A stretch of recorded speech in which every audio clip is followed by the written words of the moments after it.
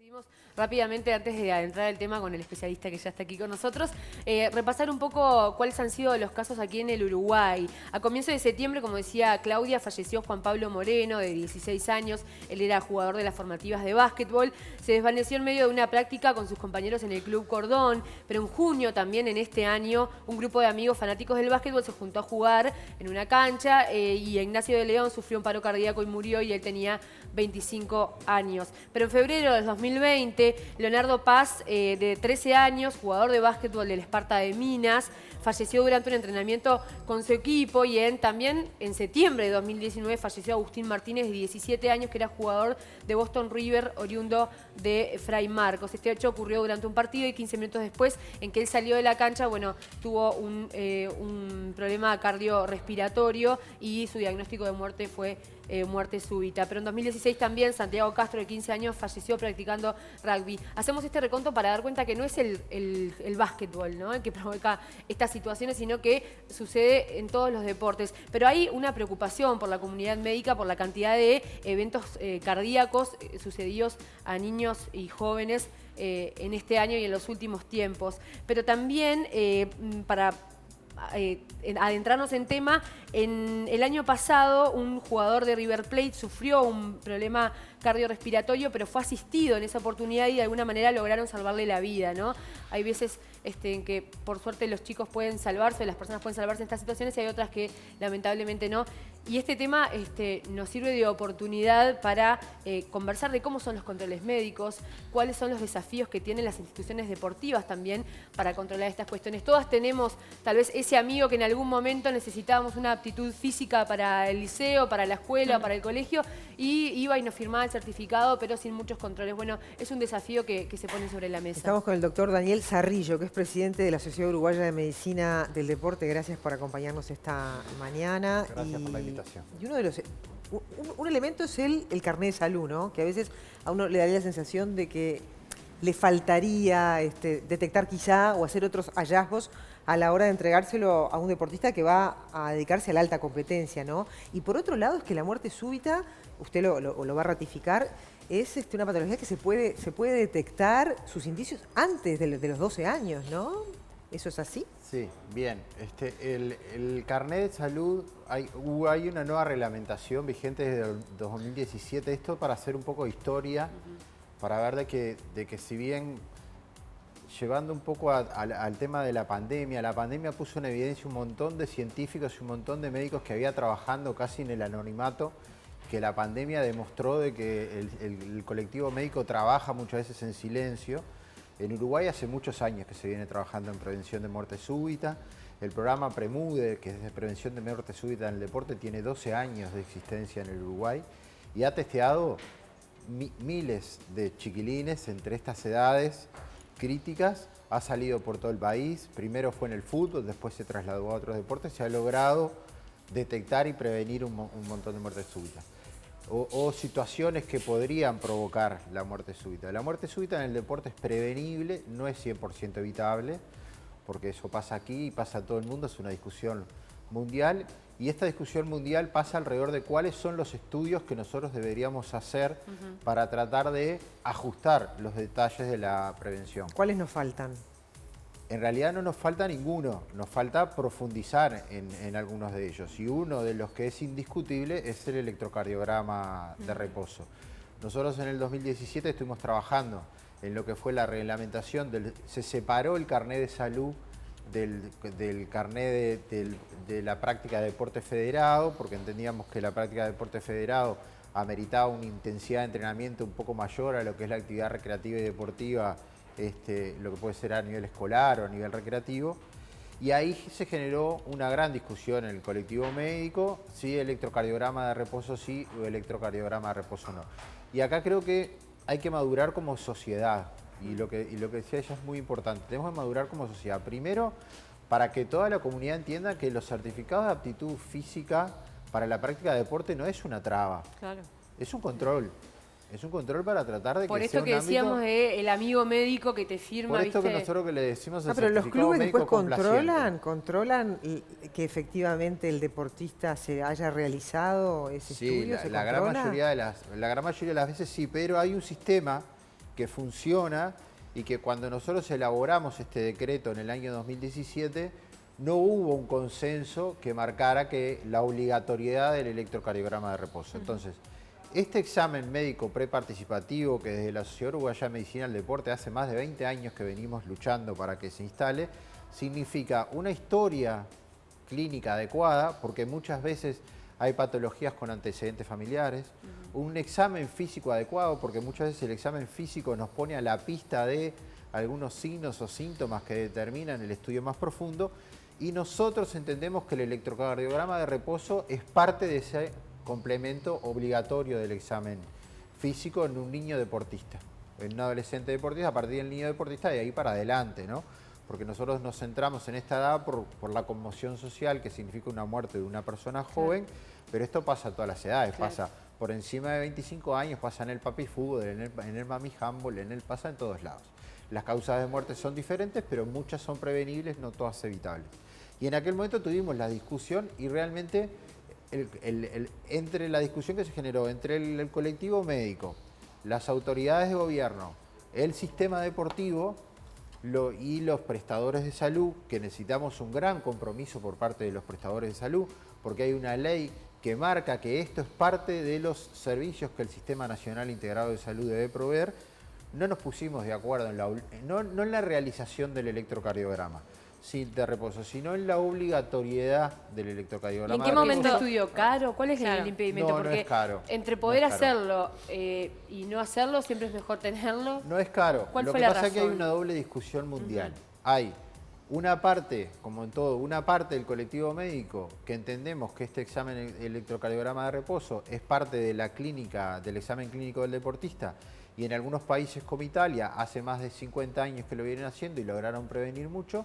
Y otra teoría más economicista que dice que si bien digamos que la muerte súbita en el deporte es uno cada 100.000 o cada 150.000 de practicantes, en realidad el gasto de salud es demasiado grande para la prevención que genera. O sea que, hablando claro y pronto, no es rentable hacer el estudio y es mejor que mueran los gurises o no se detecte este problema antes frente a la inversión. No, no lo diría de esa forma, hay dos teorías. Es bravo, Hay ¿no? dos teorías, hay una teoría que hace ese análisis y hay otra que estamos a otra teoría que entendemos que el electrocardiograma de reposo no significa un gasto mayor. ¿Y cuál ganó en esa discusión? Bueno, como todo va evolucionando, si tú miras el decreto, el electrocardiograma de reposo queda supeditado al examen médico.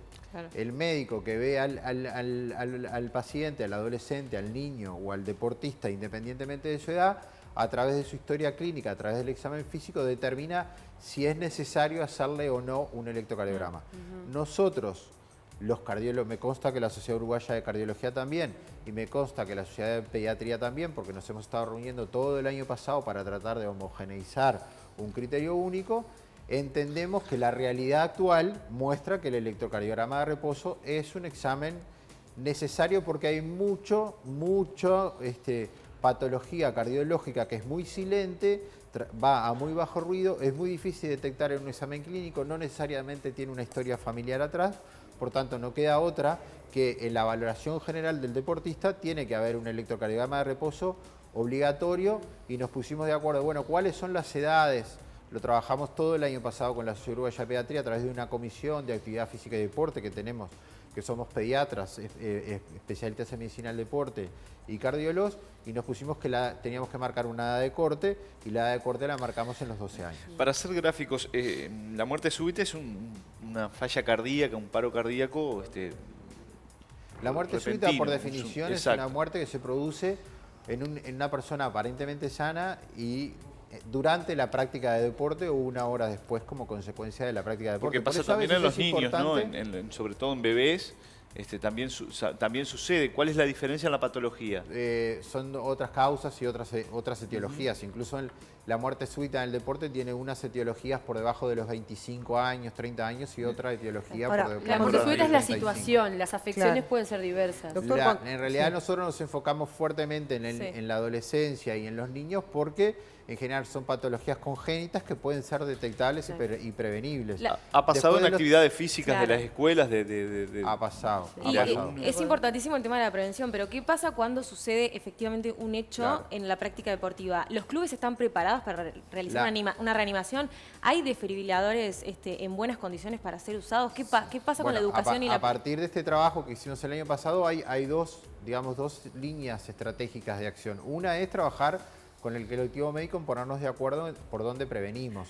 Y eso ha avanzado y nosotros en marzo, pre-pandemia, la Sociedad Uruguaya de Medicina del Deporte, en conjunto con la Sociedad Uruguaya de Pediatría, presentamos una nota solicitando que el electrocardiograma fuera obligatorio a partir de los 12 años Ahora, en la valoración del niño ¿de qué sano. población estamos hablando? ¿No? Estamos hablando de población de alto rendimiento, es decir, no es que todos los niños que vayan a hacer no deporte... estamos hablando de alto rendimiento, estamos ¿No? hablando que el electrocardiograma de reposo forme parte del Claro. control en salud de todos los de niños. todos los niños. ¿Y qué pasa en el momento, no? ¿Cómo disponen a actuar las autoridades de los clubes o los profesores o tienen la preparación adecuada? Por eso te decía que hay dos betas. Una Sí. es la beta médica, netamente en prevencionista. Por otro lado está que pasa en el accionar en el momento. Y Claro. a partir de las situaciones que nos ha tocado vivir, se ha avanzado, se ha formado en reanimación cardíaca básica, lo fundamental es el masaje, y se ha formado en tratar de que todos los clubes deportivos y no deportivos incorporen el cardiodesfibrilador automático del DEA, se aprenda a utilizarlo, se sepa cómo utilizar, esté fácilmente accesible, porque increíblemente muchas veces recorrimos instituciones deportivas y si bien el DEA estaba, no estaba rápidamente accesible. Adentro de un locker con la llave. Exactamente, y después que todos los años se le haga el mantenimiento de los parches y de la batería. En eso, en el último año, todos somos conscientes, desde los médicos, los clubes deportivos y hasta las propias autoridades en este periodo que convivimos entre autoridades salientes y autoridades entrantes, de que eso se está trabajando y los clubes se han preocupado mucho. ¿En qué porcentaje hay números? No tenemos números, pero sí en todos los deportes se han preocupado muchísimo. Primero de incorporar la reanimación cardíaca básica, que es el sostén vital, haciendo masaje cardíaco y llamando a una emergencia móvil para que rápidamente concurra. ¿A los y chicos también les enseñan? Sí, ¿A los deportistas? Sí. Hay muchos colegas, como el doctor Turio Peralta, muchos colegas que incluso a nivel escolar están enseñando no solo a los profesores Claro. y a los docentes y a los integrantes de los equipos de dirección, sino a los propios niños. En muchos clubes se ha hecho trabajo que se enseña a los entrenadores, a los licenciados en educación física, obviamente los médicos y el personal de salud nos actualizamos permanentemente, pero se les ha enseñado a los propios deportistas. Ahí va. Porque no es fácil en el momento de accionar aquellos que nos ha tocado vivir situaciones de este tipo y que nos hemos tenido que poner a reanimar, puede suceder una situación de bloqueo emocional Claro. porque uno no tiene que perder de vista que tiene vínculos emocionales. Los chicos pueden estar formados, incluso los profes o los entrenadores pueden estar formados, pero hay vínculos emocionales y no es fácil. O sea, nosotros lo vemos de la medicina y para nosotros es algo normal accionar en ese tipo de situaciones, pero a veces lo que el otro día pasó en Cordón no puede pasar en una situación donde un médico no esté cerca y el personal que hay alrededor esté muy formado y el DEA esté, pero no es fácil. El otro día lo que pasó en River, porque muchas veces pasa y no es noticia porque se salvan. El otro día en River estaban en un espacio deportivo donde no había DEA, pero el personal que estaba formado para hacer reanimación cardíaca básica. Se hizo la reanimación cardíaca básica. Estaba detectado que a 3 cuadras en la estación Colón había un DEA. Uno salió corriendo a buscar el DEA, volvió con el DEA, se disparó y el chico reanimó. Lo Después, sacaron. lamentablemente, murió como consecuencia. Pero digo, Ajá. por lo menos de lo que éramos hace un año atrás a lo que somos ahora, hemos avanzado. Queda mucho por avanzar. Muy bien. Queda mucho por avanzar. Incluso, aunque nosotros nos pongamos de acuerdo, que prácticamente estamos de acuerdo, que el electrocardiograma de reposo, entre otras cosas, es un examen que hay que incluir de manera obligatoria en el estudio del niño sano, también hace falta educación médica continua para hacer una correcta lectura del electrocardiograma Claro, de un reposo, entrenamiento a los empezar a profesionales, detectar seguro. qué son variantes de la normalidad, qué son adaptaciones al Es ejercicio. a todos los niveles, y ¿no? que A son nivel cultural y a patologías. nivel médico. Claro, me A nivel permiten, de sociedad y tengo a nivel un del montón colectivo. de comentarios que son muy valiosos de los televidentes que están atravesando o han atravesado situaciones similares.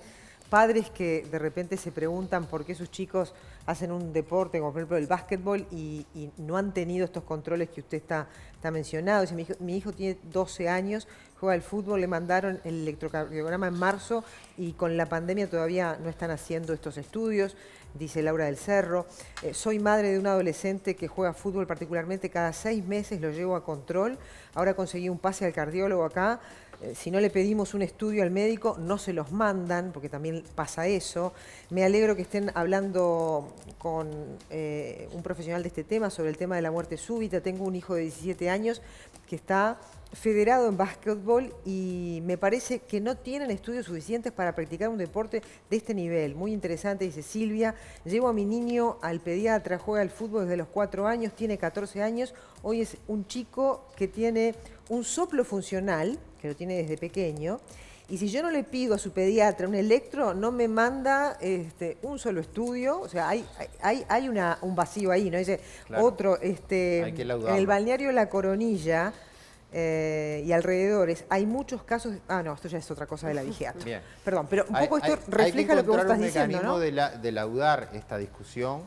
Lo hemos trabajado durante todo el año pasado con la Sociedad Uruguaya de Pediatría para tratar de llegar a un consenso y además transmitirlo a otras sociedades científicas, porque en algunos lugares del país, en el interior, el que hace el control del niño sano es el médico de familia. Claro. El médico comunitario, el médico rural. Que escasean. Claro, entonces tenemos que tratar de laudar el tema. Yo creo que hoy hay una gran sensibilidad, por más de que esta discusión Premude viene trabajando hace 12 años, ha tomado estado público, hay una fuerte sensibilidad de las autoridades, el sistema deportivo se ha sensibilizado y el proyecto para la instalación del electrocardiograma de reposo obligatorio en el control del niño sano a partir de 12 años está. Ahora, echar a funcionar todo esto necesita, por eso yo nombraba a los prestadores de salud, necesita un compromiso fuerte de los prestadores de salud, necesita que estas madres y me incluyo yo, con hijos deportistas, que vamos a hacer los controles de nuestros niños sanos, no dependamos de conocer la realidad, sino que esté incorporado en el colectivo médico y que los prestadores de salud entiendan de que esto no es un gasto. Y no depender de un una papá informado, ¿no? Y no depender al médico que vamos, sino que este sea un protocolo establecido, claro, y que además esto obliga al colectivo médico a formarse en educación médica continua, primero para que algunas situaciones no pasen desapercibidas y después para no sobrediagnosticar, porque acá también es importante el sobrediagnosticar, porque hay muchas variantes de la normalidad que no son patologías, hay muchas adaptaciones a la actividad física o al deporte que no son patologías, y cuando lo he vivido en carne propia en mi consulta privada, cuando un médico le dice a unos papás que su hijo tiene un problema en el corazón y ese médico después va a ver un especialista y nosotros lo tenemos que convencer que lo que tiene es una variante de la normalidad o una adaptación al ejercicio, tampoco es una tarea sencilla. Claro, es muy delicado. Nosotros, desde el colectivo médico, hacer una autocrítica y entender de que tenemos que abordar esto con un protocolo claro, consensuarlo con los prestadores de salud.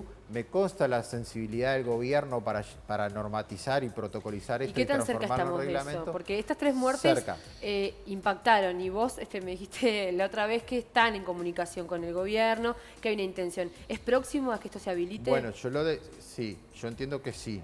No te quiero decir fechas porque no depende de mí, pero yo creo que sí. Lo que creo es que, como decía, este chico que está esperando desde antes de la pandemia para que le hagan el control. Creo que llegó un momento que tenemos no dejar la pandemia de lado y el COVID de lado, pero en términos de salud y en términos de salud pública también, tenemos que empezar a entender de que hay que no dejar de lado, pero sí empezar a atender otras realidades que han quedado latentes por la crisis sanitaria, que han quedado latentes por la pandemia, y que nos están obligando a empezar a retomar los controles en salud, porque estamos acá por una realidad de niños y adolescentes absolutamente trágica, pero hay un montón de problemas de gente de otras patologías que también está quedando sin controles en salud, que también está quedando relegada por el tema del COVID. Creo que no es el momento de decir vamos a dejar el COVID de lado, pero sí empezar a encontrar mecanismos que el sistema de salud empiece a establecer los controles nuevamente como eran antes de la emergencia sanitaria. Doctor Zarrillo, muchas gracias. Y no es poca cosa estar hablando de esto públicamente, ¿no? Y el rol que tenemos nosotros como periodistas acá en los medios de de difundir y de concientizar. Hay que concientizar Imagínate Yo ser creo que papá, a los te da miedo profesionales mandar y tu a los hijo padres también, al ¿no? básquetbol, ¿no? Porque después de esto, si no se Es informa que bien, da que temor. genera una El incertidumbre básquetbol porque muy toma razonable. público, Claro. ha pasado en otros Cualquier Por deportes. eso. Ha pasado en otros Hay que deportes. concientizar y sensibilizar. Yo tengo hijos adolescentes también, practican Claro. deporte. Yo estaba en una cancha de básquetbol cuando me enteré de lo de Cordón y es un chico de la edad de mi hijo. Nos puede pasar a cualquiera de cualquiera. nosotros. Los médicos estamos sensibilizados. Hay una sensibilización global. Hay que seguir profundizando para tratar de Y lograr una política otro de día Estado podríamos que aborde hablar esto. de cuánto incide la presión a veces de los propios padres por el rendimiento de sus hijos cuando los llevan a un deporte que lo va a jugar a nivel profesional, ¿no? Uno Sí. piensa en el baby fútbol, por ejemplo, que a veces los niños reciben desde sus padres una presión accesoria, una exigencia que a veces es por demás y que también puede llevar a un rendimiento no adecuado, físicamente hablando, Claudia, ¿no? simplemente para no extendernos demasiado, para que te hagas una idea, cuando Premude, el programa de prevención de muerte súbita en el deporte, salió a muchos lugares del país para tratar de hacer electrocardiogramas de reposo y ecocardiogramas, para tratar de establecer qué nivel de incidencia podíamos llegar a tener, se coordinaban 25, 30 chicos y asistían 10, porque muchas veces los Claro. padres no lo llevan o las instituciones no se suman porque tienen miedo que empecemos a encontrar cosas y retiremos chicos del deporte. Eso no se puede Entonces permitir. eso no Imagínate. se puede permitir y hay que establecer un compromiso general, no solo de los médicos, también del sistema deportivo, Total. el sistema político Tal y cual. los prestadores Dejamos de esa salud. ventana abierta para otro día, entonces pues Y todo la discusión es otro muy larga y muy capítulo extensa. Y muy la del delicado, amigo que además, hace el por cierto, certificado no va más, ya está No, obsoleto. la verdad que Sí, sí. por favor que no llamen más al amigo para dar ese certificado. Te esperamos pronto.